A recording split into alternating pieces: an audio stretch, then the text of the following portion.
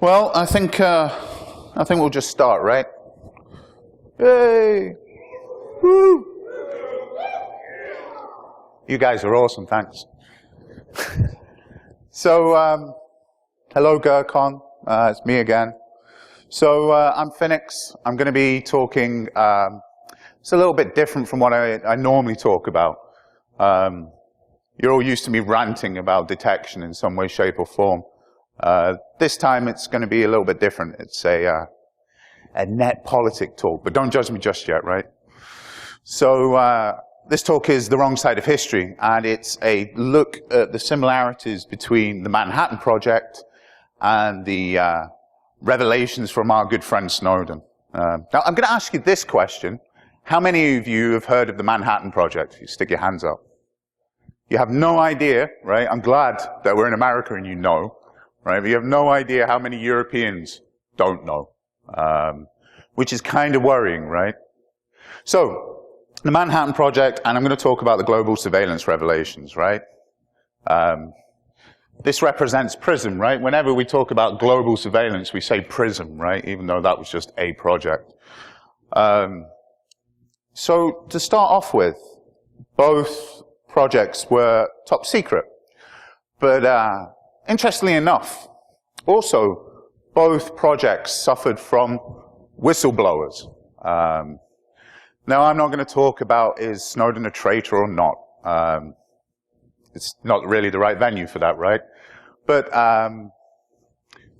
by the way, if you don't know who this guy is you're probably at the wrong conference, right?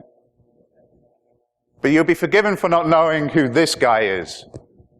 The guy at the bottom, Klaus Fuchs. He was a whistleblower too. He was the guy that gave the nuclear secrets to the Russians.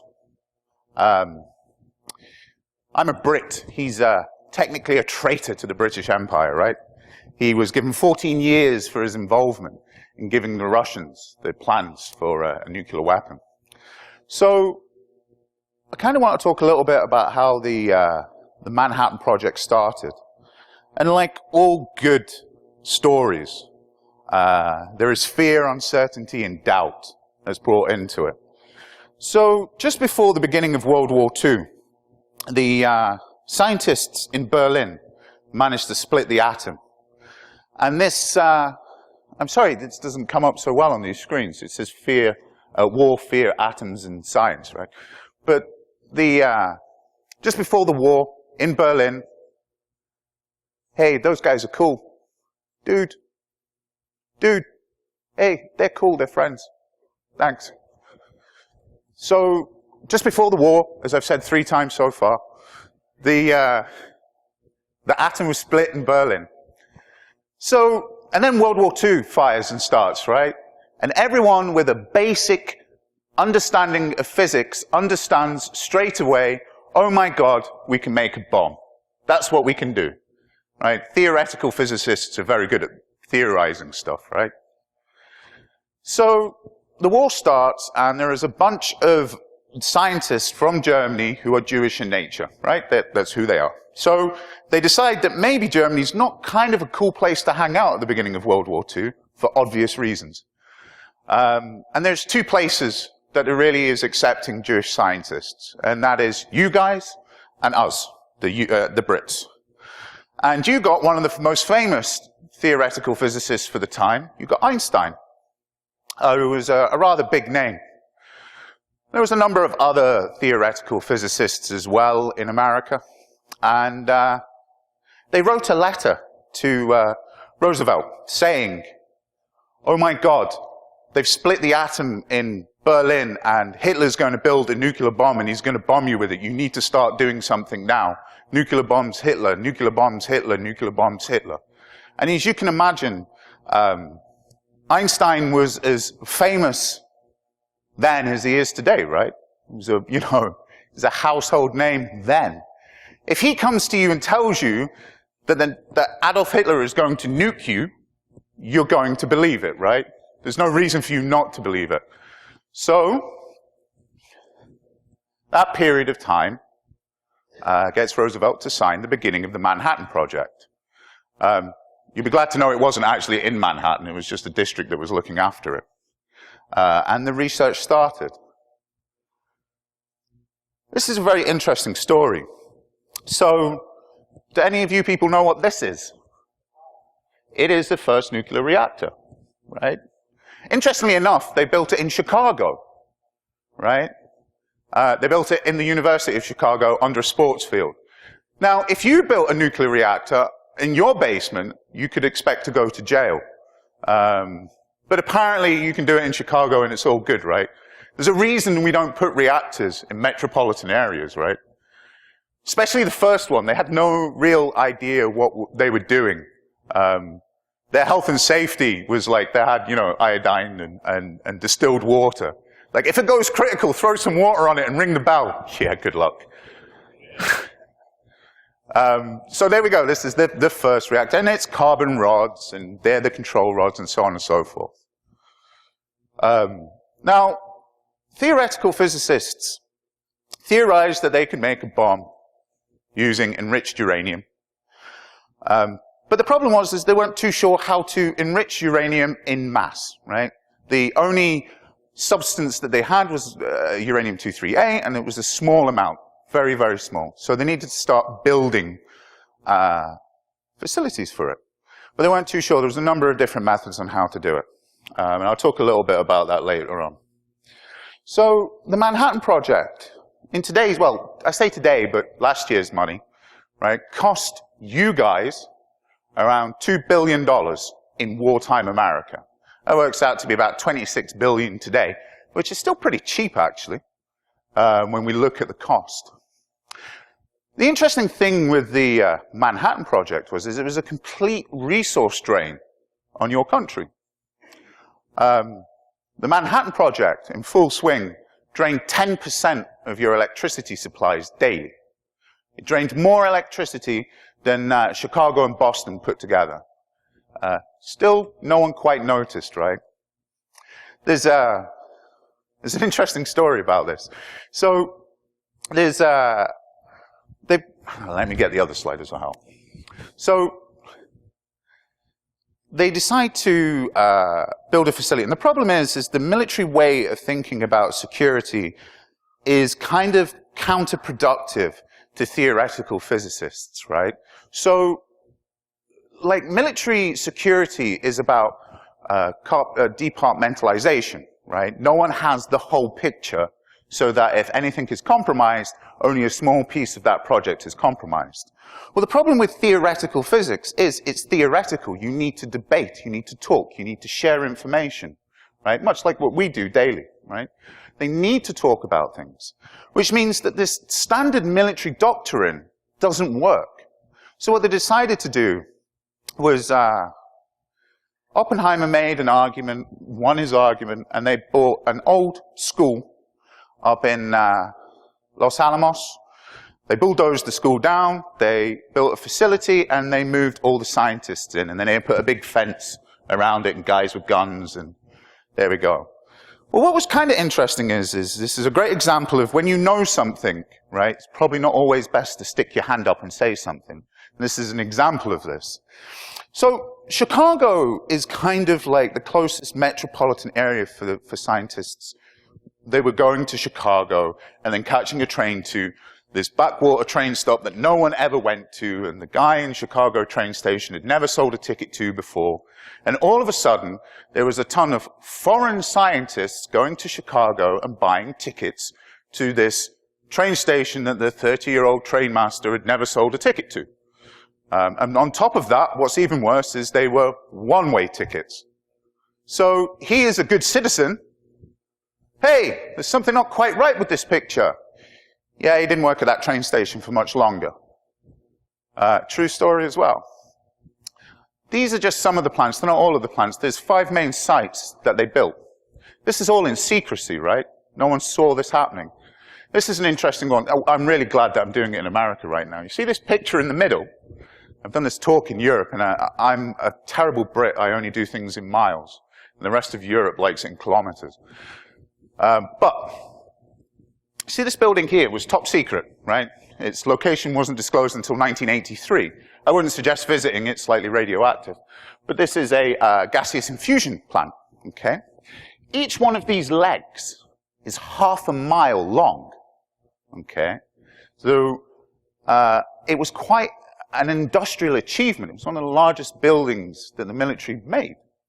They had no idea what they were making before they started making it.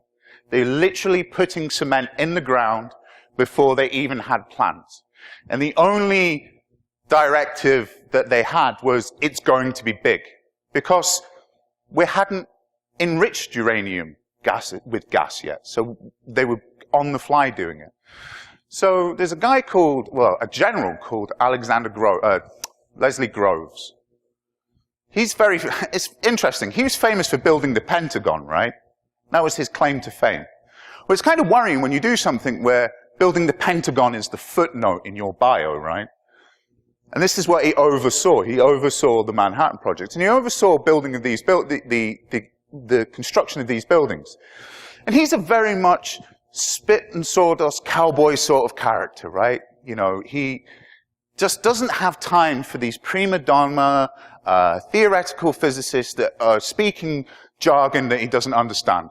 It kind of feels like he's having to deal with security people on a day-to-day basis, but in this particular case, it's physicists, right? And like all generals, he kind of wanted to go to war.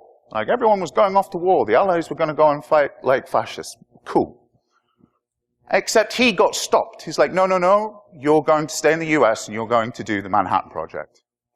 And he complained to his military overlords that he was having problems with the physicists because he couldn't get quotes off them. He couldn't get material requests from them. Because every time I ask them for something, they never give me a straight answer. So I asked them, you know, they give me stuff off by a factor of 10. And it's a problem because, like, you're asking me to build, it's like asking me to organize a wedding for 1,000 people, but maybe 100 will turn up and maybe 10,000 people will turn up. I can't really work like this. And basically he was told to go forth and multiply, and that's exactly what you will do. And off he went. He wasn't a very happy chappy, but he did it. So, everyone in the Manhattan Project, you see when people talk about Snowden, a lot of the stuff at the beginning, as someone who lives in continental Europe, was how come nobody noticed, is a kind of thing that was going around for a while. Well, the Manhattan Project employed 110,000 people, right? 110,000 people. About 1,000 had a rough idea of what they were doing. Some of these plants that were being built were immense in size. And the military investment in these places were huge. The staff was immense. So a number of the sites had multiple football fields with multiple football teams for recreation, cinemas, shops, all of this stuff. And military production's kind of really easy to understand in the midst of 1940, right? Military production normally is you wheel stuff in and you wheel stuff back out again, right? So you reel in raw materials and you'll wheel out bullets. Well, when you're enriching uranium, you just pull in raw material and keep on pushing it in. And you don't necessarily see so much back. So, another interesting story. So after Japan, everyone had a Manhattan story project, right? Everyone had a story about the Manhattan Project. And there was a woman who, she worked in the laundry at one of the infusion plants. And her job was to wave this funny looking stick over clothes. And if it started clicking, she was to go and get the general. Later on, it was discovered that she was frontline contamination duty, and she was searching for leaks on the clothes. She had no idea what she was doing. So, you know, when you think about people noticing large events, this person was responsible for frontline contamination duty for radioactive leaks. She had no idea what her job actually was, right? There's a whole host of these people in history that have these stories, right? So, we pursued to look for building a nuclear weapon because the Germans are going to attack us with nuclear weapons, okay? We're going to build bombs because we need to do this. This is how we'll save humanity. We'll build nuclear weapons. The Germans are coming, the Germans are coming. There's only one small problem with this. 1945. And the problem with 1945 is that the Germans surrender. So all of a sudden, we're continually building bombs for our German enemies, except they've surrendered. It's interesting because what happens at this point is we don't stop. But no one stops. No one, even the scientists, don't really get that who they're building weapons for is no longer there, right? It's no longer a threat in that context. Remember we talked about, right at the beginning, we talked about the Germans are building nukes. We need to build them first. The Germans, they're going to have weapons of mass destruction. Does anyone know what this is? This is the German reactor. The incomplete German reactor. They were nowhere, they hadn't even started. It turns out that occupying Europe is a full-time occupation. Right? Apparently having two fronts is a very, very difficult thing to heal up. But one of the interesting, they sent scientists from the Manhattan Project to Berlin and so on and so forth, and like I say, the Germans had not really got their project anywhere near started.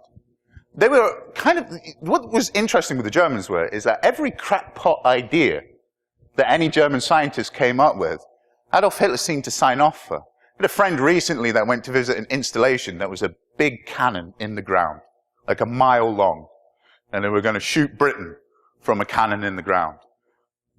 But yeah, they didn't think of the importance of finishing off their nuclear project, right? Well, the interesting thing in 1945, as you guys are well aware, is that you were still at war with Japan. Japan was an issue. So I'm going to tell you a story about U-boat 234. And U-boat 234 is a lesson of how cruel a sense of irony history actually has. So World War II comes to the end.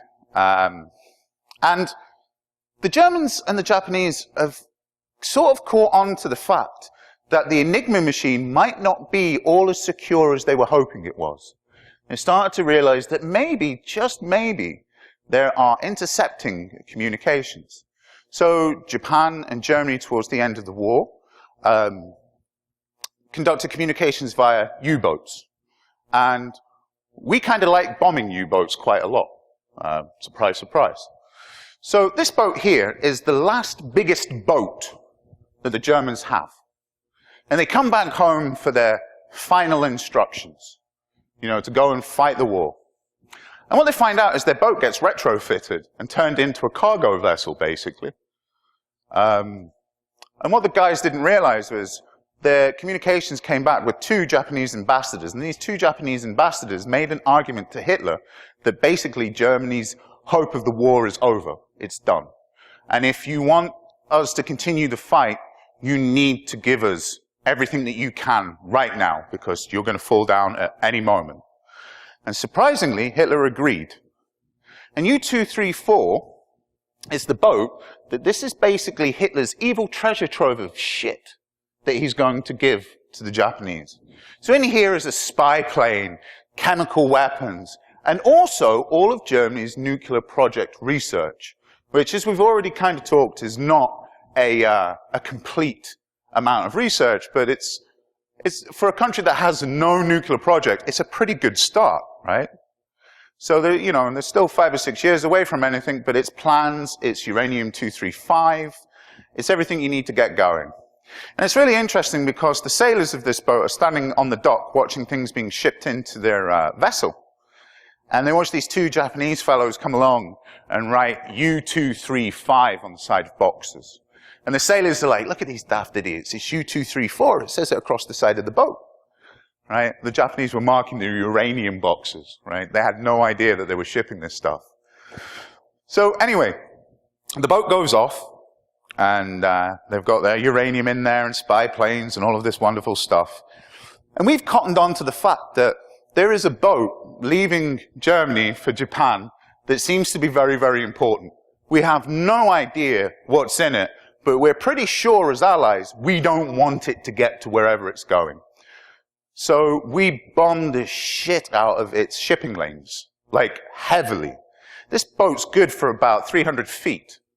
And the attack it faced was so brutal that it had to go to 900. Okay, so anything at this point could have sank this boat. And they eventually managed to outrun the Allies. Woohoo, hey, we're all safe, heading off to Japan, we're going to fight the war, woo! And they raise the boat, receive a signal, and they're basically thanked for their service to Germany, but the fight is over, and they must surrender to the closest Allied fleet. So fly a black flag on your communications pole, and the first Allies that you meet, surrender to, okay? And the skipper of this boat has two choices. He either ignores the order and becomes a pirate, or he hands himself to the local Allies. And for some reason, they've decided that they want to surrender to the Americans. For some reasons that have not been documented today. A boat that was closer was the Canadians. It was actually a Canadian boat closer. And the skipper gave disinformation to the Canadians and gave correct information to the Americans. There happens to be a small problem with this, though, right? What else is on this boat other than uranium and spy planes? Two Japanese ambassadors who went onto a boat with Allies and then with one radio communication was on a boat full of enemies. They're still at war with America, and the Germans want to surrender to the Americans. So the Germans relieve their Japanese counterparts of any weaponry, sidearms, so on and so forth, lock them in their sleeping quarters, put a guard on the door, and then they don't hear anything from them for 12 hours or something like that, get a little bit concerned, open the door, and they've killed themselves with sleeping pills. So, okay. So the Americans finally get a hold of this boat, okay? And in this boat, they take it back to America, and only when their boat pulls in do you realize that this U-boat is massive in comparison to this little Navy boat that if in a dogfight, the US Navy boat was going to lose, right? It's only because they surrendered. So when they come, and people from the Manhattan Project turn up straight away, they've worked out what's in this boat. And they get there, and basically Oppenheimer's right-hand man finds a sizable contribution of uranium-235 there. So they then take this uranium-235 and take it to one of their enrichment facilities and enrich it. And it makes part of the weapon that you drop on Hiroshima. So the Japanese got the uranium, it was just enriched and delivered by you guys, right? As I say, I mean, history has a very cruel sense of irony, right?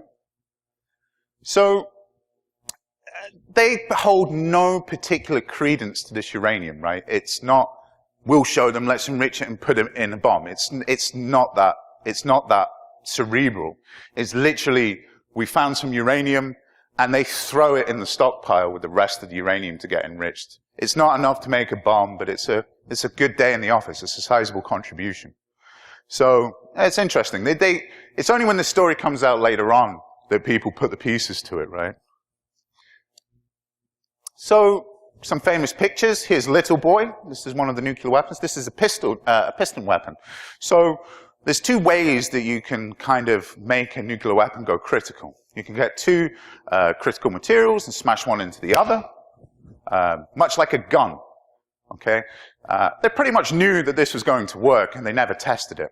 And the next method is the implosion method, where you squeeze critical material until it goes critical.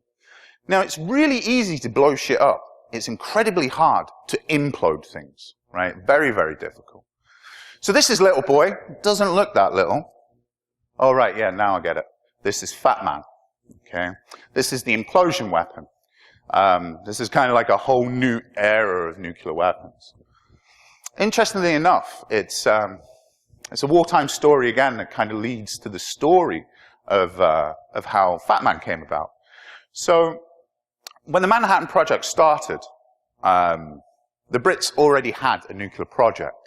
We'd already been working at it for a little while, because we were in the war for a little bit longer. And when the Manhattan Project started, our project was consumed by the Manhattan Project. So all our assets became American assets. And we all came to Los Alamos, so on and so forth.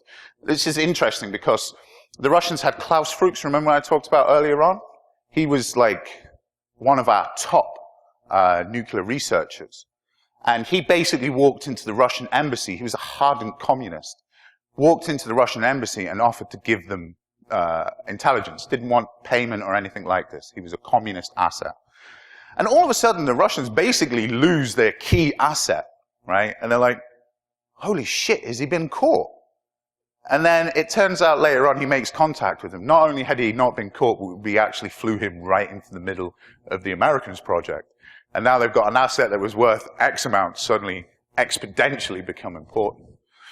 But the story about the Fat Man stuff, the implosion side is interesting.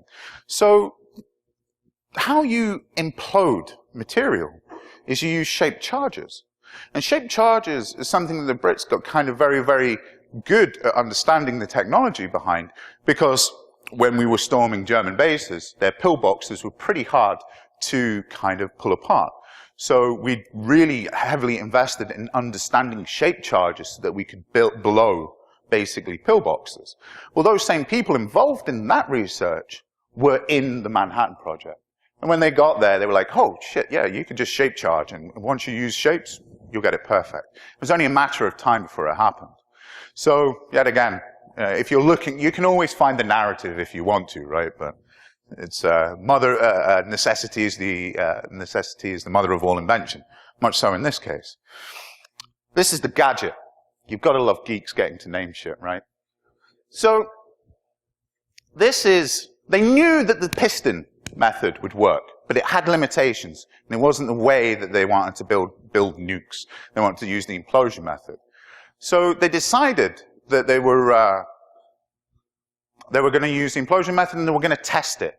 Okay, so they build the Gadget. This is basically 6 years worth of work here, right? So they set it off in Alamogordo, which is, I think, Mexican for Death's Valley, but you might know it as Trinity Site, okay? So they wheel the Gadget out there, 6 years worth of effort. They build a big, I'm sure you might have seen pictures to it, but they build a platform. They stick the nuke on top of the platform. And the core is the thing that goes critical. They leave it out. They don't take it with the bomb because, hey, that would be stupid, right? So anyway, they construct all the infrastructure to put the bomb up. They decide they're going to test the weapon, and they go and get the core. And they go to put the core inside the Gadget, and kadunk, it doesn't fit. Like, what? 6 years worth of effort, and we've got our measurements wrong. Well, it turns out that science has a cruel sense of irony too, because they'd left this out in the sun for about 4 weeks, and the core wasn't at ambient temperature. And apparently Oppenheimer loses his shit, right? He's been a cool, calm character throughout the whole of this, and apparently he just goes. I mean, you could have probably dropped him on Japan at this point, right?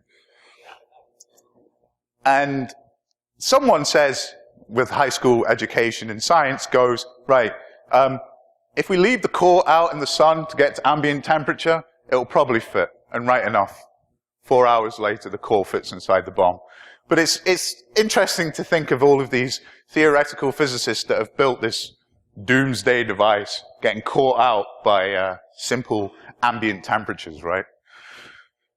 So they build the Gadget. They finally get it up to the right temperature and get the core in. And they're not too sure about what's going to happen, which is really worrying. So I haven't talked about a scientist at the moment, but there's a scientist called Edward Teller. He, if Oppenheimer, if we look at Oppenheimer as kind of like the harbinger of death, right? This is a misquote because Edward Teller is far fucking more dangerous. So no one knows how powerful this nuclear weapon is going to be. You know when like a colleague at work is pregnant and we take like a sweepstake of like how much the baby's going to weigh, right? That's exactly what the scientists that built this did. They took an internal bets on how powerful the bomb would be. Would it be 18 kilotons? Would it be 800 kilotons? They had no idea, no prediction to how big the boom was going to be. And it's kind of hard because you don't have any context. I mean, all we're talking about at this period is bigger bangs, right? I mean, once a bang is pretty big, it doesn't matter how big, right? You've got no kind of way to build this up. So Edward Teller starts a second bet about, are we going to ignite the atmosphere, right? Which was a little bit worrying when General Groves got the message. He was like, hang on, what do you mean ignite the atmosphere? So basically General Groves storms into Oppenheimer's office and basically rips him a brand new shiny one. And Oppenheimer says, no, look, we've checked the figures and Edward Teller's numbers are just off, okay? It's a 1 in 3 million chance. And like all military people, he heard the 1. What, we're going to ignite the atmosphere? No, it's a 1 in 3 million chance. So there's a 1, it could happen then. No, not quite. So, the interesting stuff that they told them with this as well, right? So, Edward Teller were going to ignite the atmosphere. We see, they ignite the bomb, we see this most famous picture. If you ever watch the video of this explosion, you'll see a video of a video director who was totally on his game that day, right? So, they video recorded it for prosperity, because you know what, you can't just keep on setting them off every time you want a picture, right? They're going to record it. So they set up the camera, and as I've said earlier on, they have no idea what's about to happen. They've got some good guesses, but that's about it. And 200 miles away, they have the scientists watching it. And here's a great thing, right? They tell them, when the bomb goes off, you to lie on your belly, put the feet towards the explosion, and put this welder's mask over your eyes. I mean, these are the same people that had no idea how big it was going to be. So, if they were wrong, it's nice to see how lying on your belly would save you, right? Meanwhile, Edward Teller is handing people sunscreen out. It's at 5 o'clock in the morning. That kind of ramped the pressure up just a little. 6 years worth of work, and boom. And what you watch, if you watch the video, is you watch the camera quickly pan up. And that wasn't supposed to happen. And what it was is the video director had seen the explosion, and while everyone stood back in awe, he went, holy shit, that's not going to be in shot, and gets it into shot. So the only reason that you see the whole video, the whole mushroom cloud, is this one guy who was on his game that day. So, the bomb goes off. We're in a new dawn. And probably one of the most famous Oppenheimer quotes. He didn't quote then, but I'm not going to read it to you, but it's, the long story short, I am the destroyer of worlds, right? Well, give him another couple of years and, that will be Edward Teller. So now, you guys, and us, because we're allies, have built a nuclear weapon. And the people that we built the nuclear weapon for, the Nazis, weren't there anymore. So the natural progression was, we should consider dropping it on Japan. And this caused a lot of controversy. It still, to this day, causes some controversy. I'll talk a little bit about that now. Well, in a little while, I'm going to talk about an interesting story. So, does anyone know the story about Nola Gay? So, it turns out that if you have a nuclear weapon, right, you just can't turn up with it in the back of a Jeep, right? You can't send it in the mail and hope for the best, right? You have to get it somewhere, you have to drop it, and you have to fly it back. You have to get the hell out of Dodge, basically. And, well, it turns out the American military had already worked this problem out, and they had this gentleman here do dummy runs with the plane. And they converted a plane, they put an exact weight of what the bomb would be, and they practiced dummy runs constantly, so that the flight crew had a good idea. So, example when they dropped the bomb is that because of the sudden loss of weight in the plane would jump up. I can imagine if you're dropping a nuke, you probably want to find that out before, not during, but, so, anyway. And he knows that this plane is going to be one of the most famous planes in history. That's what he knows. And he doesn't want his plane to share a name with anyone else. So he decides he's going to name the plane after his mother, Nola Gay. And this plane is the plane that drops the bombs on Hiroshima. I'm not saying that Gay bombed Japan, but, read between your lines. When people talk about Snowden, they talk about official channels. Why didn't he talk about official channels? Well, you know why? Because official channels suck. This is an example of official channels. So when the scientists in the Manhattan Project finally caught on to the fact that they were building a weapon to drop on people, okay, they suddenly realized that, hang on a second, that might be a bit unethical. We might not like the feeling of this.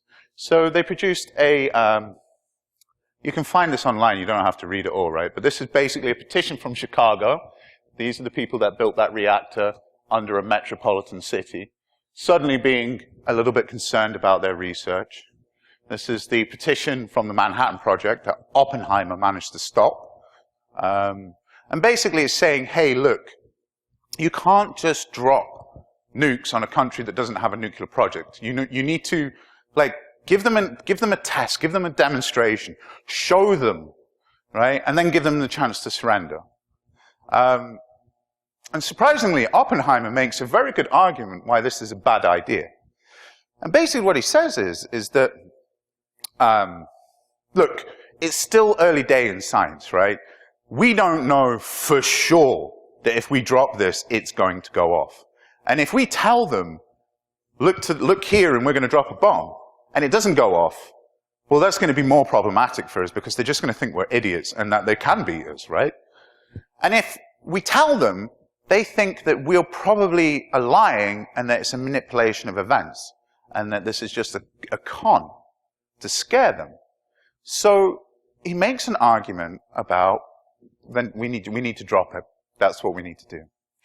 And Truman basically takes this advice and twists it into one of the best parts of spin that I've heard during the war, which is if we don't drop the bomb on Japan, it's a war crime.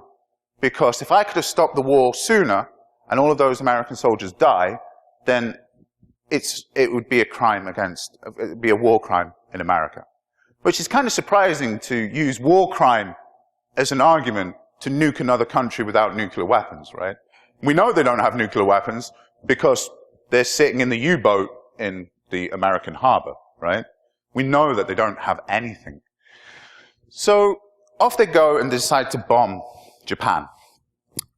The selection of Japan is kind of the targets in Japan for selection are probably one of the most horrific wartime stories that you can think about. Because what we clearly see in the selections of the targets in Japan and where the bombs were dropped is that these bombs were not dropped on military targets. They were dropped in the center of civilian populations. And to further compound that, they stopped bombing 12 Japanese cities because, of course, you need a full city to see the impact of the weapon. Can you imagine hearing about your family in Tokyo being napalmed and so on and so forth, and you're all fine in Hiroshima, right? You're being blessed, you're lucky, and then waking up one day to find out you've been nuked, right?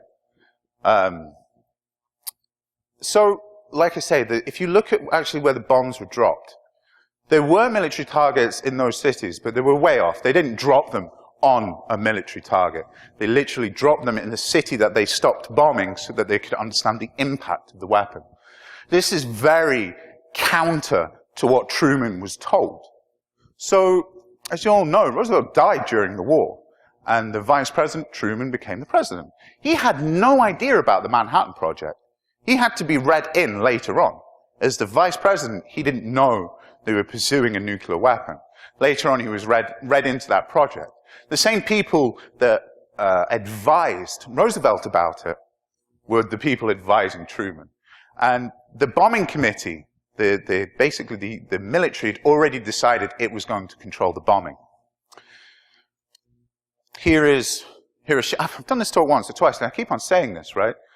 You know, you hear people say, why don't we build the planes out of, like, the black box material? We should totally build houses out of these arches, because I've seen an unhealthy amount of these pictures, and it seems to be the only fucking thing that makes it through a nuclear explosion. But this is the result of science. Don't mistake it. There is people that lived. They sent a number of the scientists from the Manhattan Project to Hiroshima after the bomb. They were mostly horrified by what they saw. Of course, they had no kind of how could you gauge what was going to happen, right? There's no way you could tell. So let's talk about Russian intelligence. So the war is over on all fronts, right? And all of a sudden, you have Starling, who has just lost 22 million people in war. To be fair, don't feel sorry for him. He could quite easily kill 22 million people because he was in a bad mood, right? He was a bit of an arse, to be an understatement.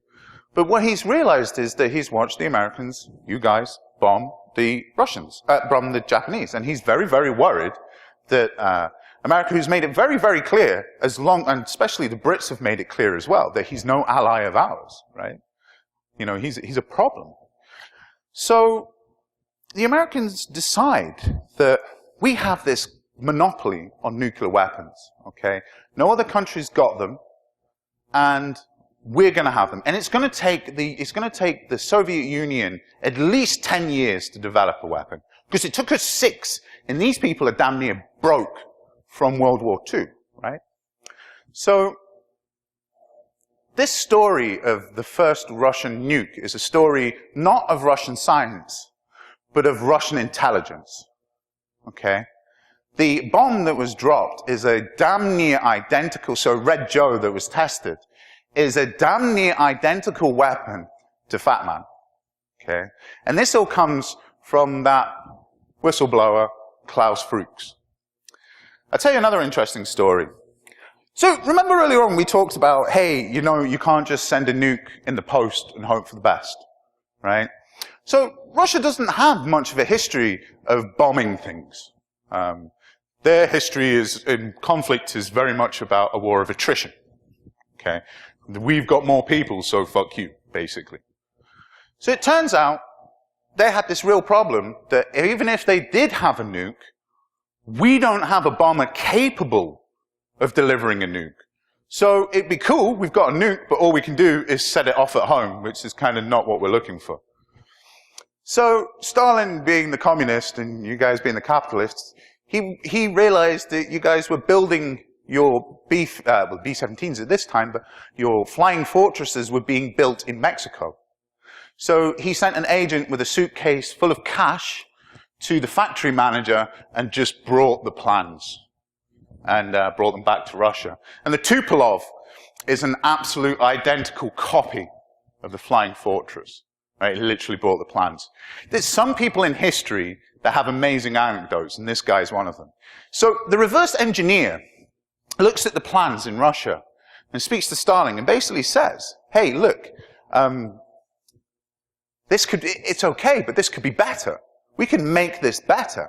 And apparently Starling loses his temper and says, no, I want an identical copy of the American plane. And the reverse engineer, without missing a beat, turns around and says, well, do you want us to paint the stars on it too?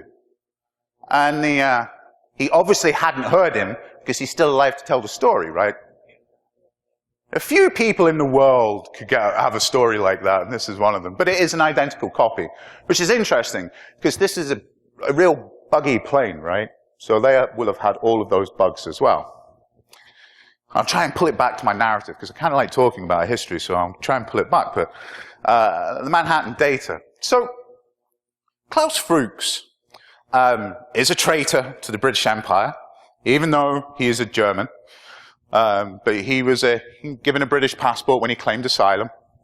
And as I say, he gave the Russians the blueprints to Fat Man. And he also gave the Russians a sum of plutonium. Not much, test tube full. So after the weapons were dropped, our relationship in the Manhattan Project, the Brits and the Americans' relationship dissolved quite badly. All of our scientists were sent back home. You guys were the guardians of the nukes, right? So all of a sudden, Klaus Fuchs is back in London.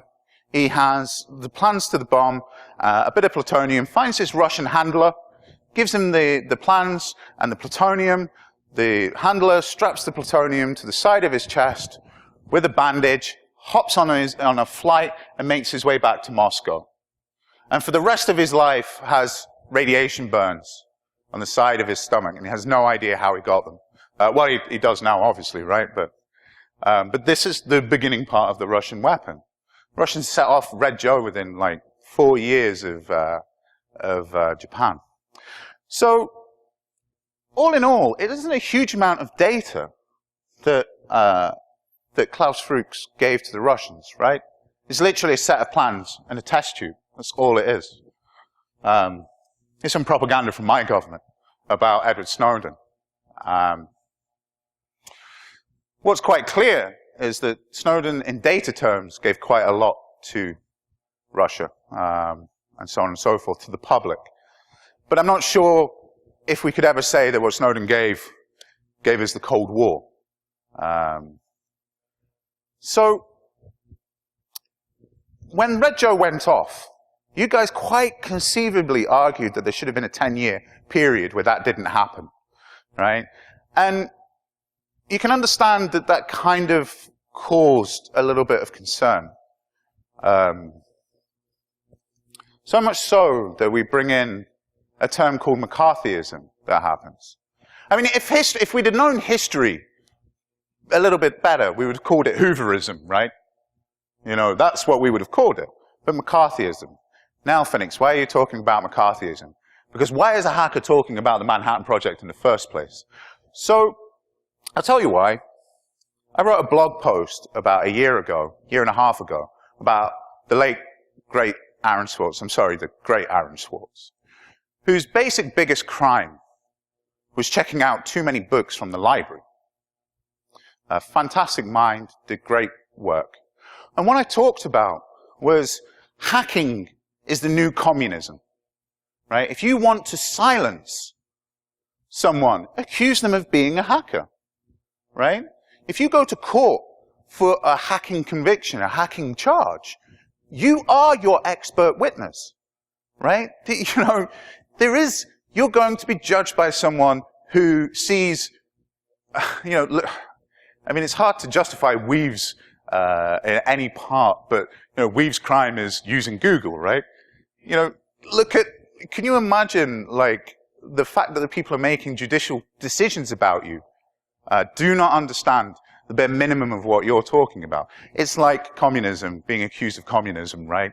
Because you use hacking as one of the definitions of communism is to use the judicial process as a punitive measure, as a penalty, as a punishment, right? And hacking is much the same thing. If you're accused of hacking, you know, you're not going to touch a computer, right? You're not going to be allowed a handset. You're going to be a digital isolative, right? There's so much that can be done to you before you even face a judge. So this is kind of where I came to it, from looking at McCarthyisms and the cause of McCarthyisms. So you can probably see where I am with this. It would surprise you to think I'm maybe a little bit leftist in this. This is Oppenheimer. He is the godfather of the nuclear project, right?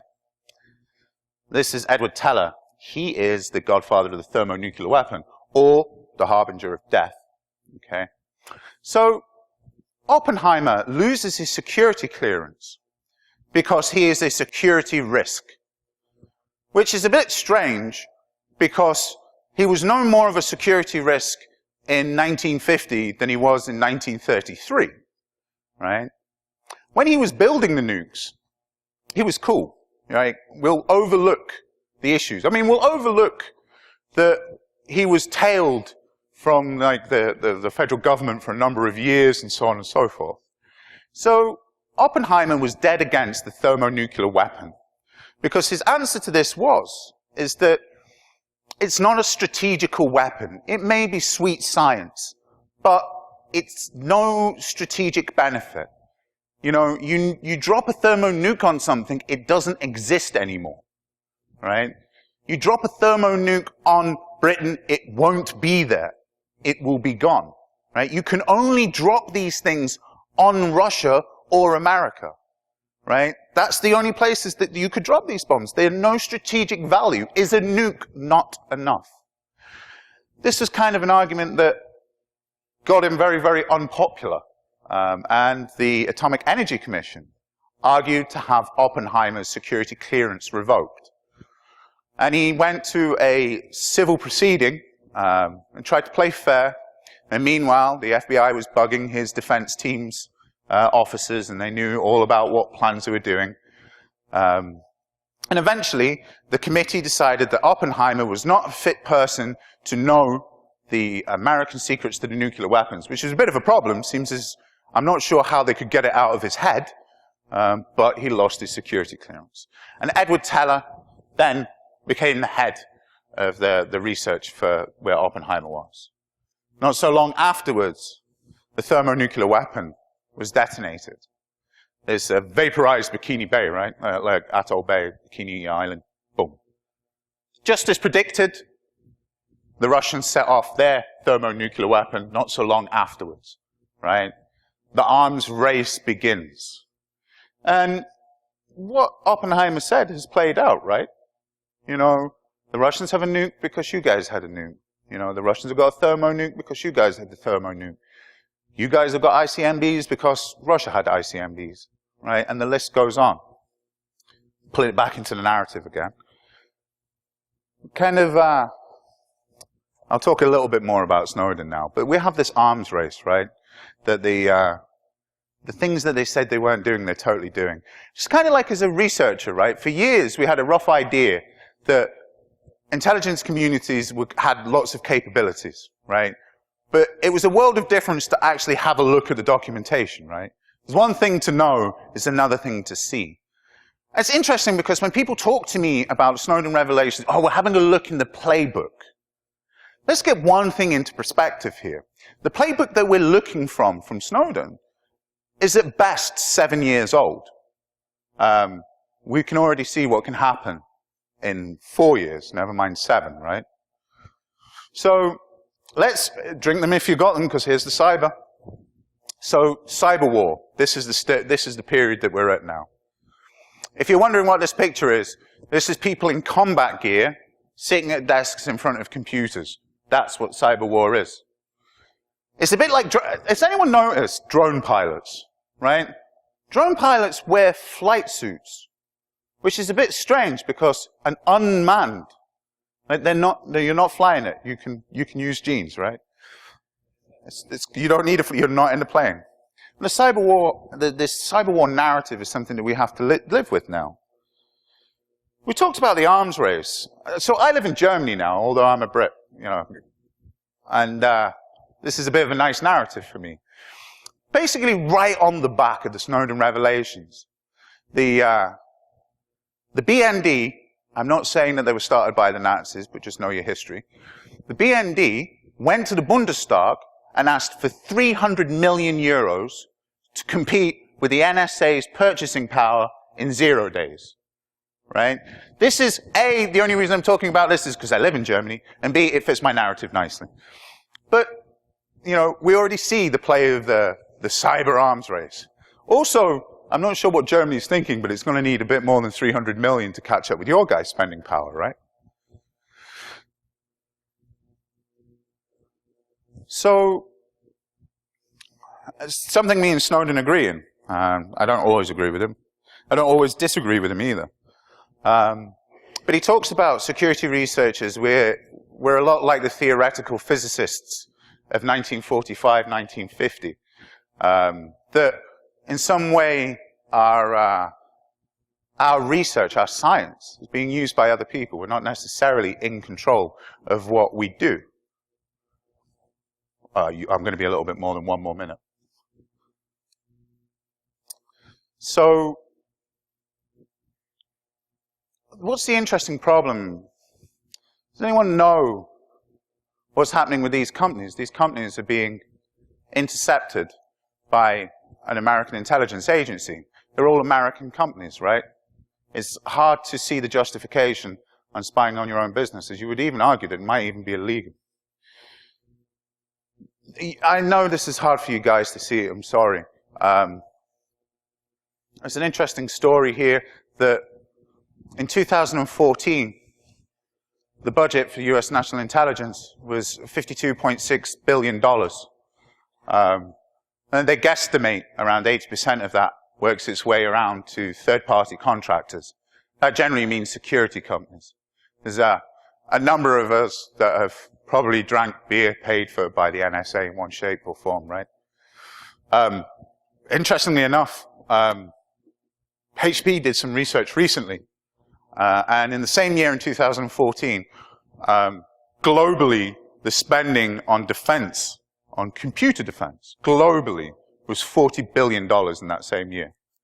So the numbers are completely stacked. We're far more offensive, naturally, than defensive, which is a bit of a problem. Really, it comes from, you know, the military-industrial complex. You knew I was going to say this at some point, right? I mean, I must have signposted this all the way through. But the fact of the matter is we're taking advice about security from security vendors, right? This is akin to polar bears voting to relax carbon emissions, right? These security companies are not going to say the world is safe. There's $52.3 billion on the line, right? You know, it's the military-industrial complex. It's a bit like, how many of you have read 1984? Oh. I have no idea. Oh. War is peace, right? But this is the fact that we're never going to find peace in cybersecurity when the people advising us sell cybersecurity. All right? We're never going to find peace, period, when war people talk to us about it. Here's some of the players today, and this is General Alexander. This is him lying to his bosses, you guys. And this is him lying to hackers, you guys. Okay? If anyone else did that, they'd probably be in jail. Here's General Grove. He's a pretty cool people, right? To be honest with you. I can't find any negative to talk about him. He basically said that he would back Oppenheimer again, and they ignored him. So, a lot of what I've talked about is data asymmetry, right?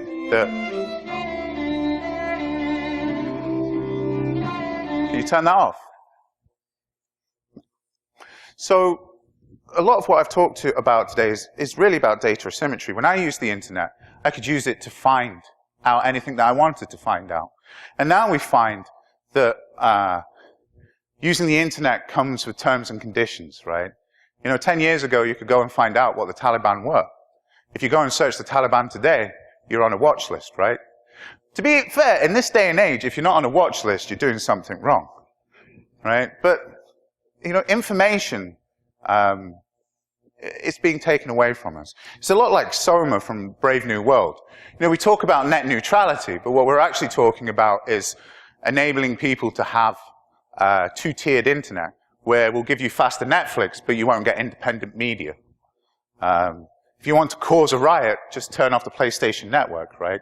You can control people via data throughput. So, as I say, I think it's clear that we're sort of dealing with the same issues that physicists are dealing with. And let's get this right, physicists of 1945 didn't have much say on who they were dropping nukes on. And as security researchers, have very, very little choice about where our research is being used, right? Don't kid yourself, metadata kills, right? So what I'm saying is I'm not saying don't do security research. What I'm saying about is that it's important to understand that there is an implication. It's not just partying in the desert, right? There's real-life applications that are being done by our science every day.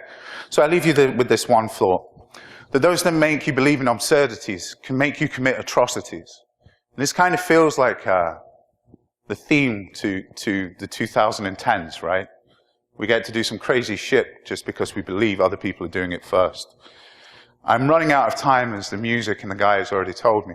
But if you do have any questions, I'm going to be here for the rest of the day. I'm going to be doing some training tomorrow. You're more than welcome to come and join me.